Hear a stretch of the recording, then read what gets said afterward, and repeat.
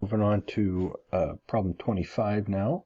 We're going to do the same thing. We want to figure out for each of these graphs, do we have an Euler circuit, an Euler path, or neither, or maybe have a circuit, maybe have a path. So here we go.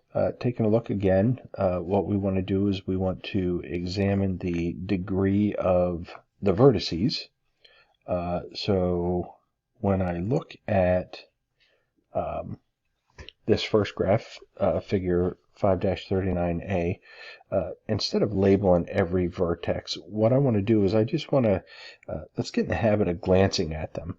So when I glance at this, I'm immediately drawn to the fact that these two vertices here, nope, that one vertex on the top left here, that one vertex, this vertex over here, this one down here, I notice those are all odd vertices. Okay, those are my odd vertices. So when I look at this, I notice that I have odd vertices, so I cannot have an Euler circuit. And I also notice that I don't have exactly two odd vertices. I have more than two odd vertices, so I cannot have an Euler path. So for 25A here, I would say neither. This is neither a circuit nor a path. And I know I can't have either, so I know it's not maybe path, maybe circuit, so I know it's neither, and there are more than two odd vertices. Okay, let's look now at 539B. Looking here again, we're just going to kind of glance at it. I don't see any vertices that really pop out to me. So now I'm going to examine a little more closely, and I'm going to look at the degree of each one of these vertices. So here's a degree 2, a 2, a 4, 4. I got a degree 4, a 4. I have a 4, a 4, a 4 here, 4. That's a 4. Nope, that's a 2. This is a 2 over here on the left. In the middle on the bottom here, I got a 4 and another 4.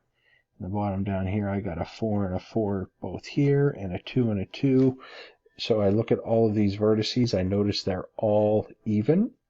So figure 539B must have an Euler circuit. And how do I know?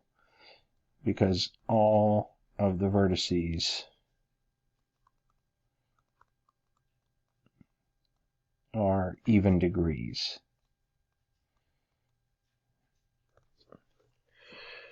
Okay, next one. C, a disconnected graph with 6 vertices, all of degree 2. So this one, immediately, I see disconnected graph.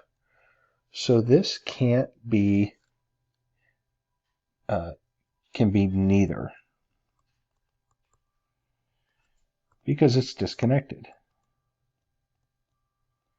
We remember from our reading that an Euler circuit or an Euler path must be a connected graph. This one tells us we have a graph that's disconnected, so it must be neither. Let's see, going down here, last but not least, let's look at figure 5-41. Quick examination. I don't see any vertices. Well, I see an odd vertex over here. That's a degree 3. I see an odd vertex on the bottom, degree 3. Other than that, they all look even. So let's check it out. We got a 2, a 2, 4, a 4. We got a 4 here. We got a 2. 2 here. A 4 here. A 2 here. 2 there. 2 there. Let's see. We got a 2 on the inside. Right there. We got a 2. We got a 4. Got a 2. A 2. A 4 and a 2. Those are all my vertices. They're all even.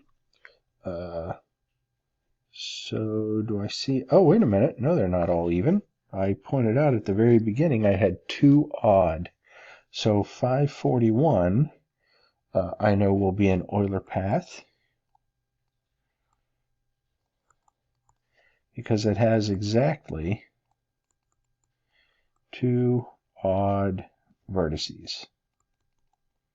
And it's a connected graph. Perfect. Moving on to 541b.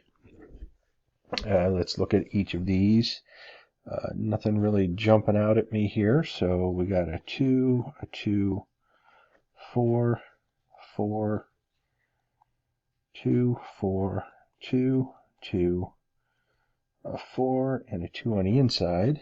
And we got a 4 and a 2, 2 and a 4, a 4, and a 2, and a 2, and a 4. And remember, all I'm doing is counting how many edges are touching each of these vertices.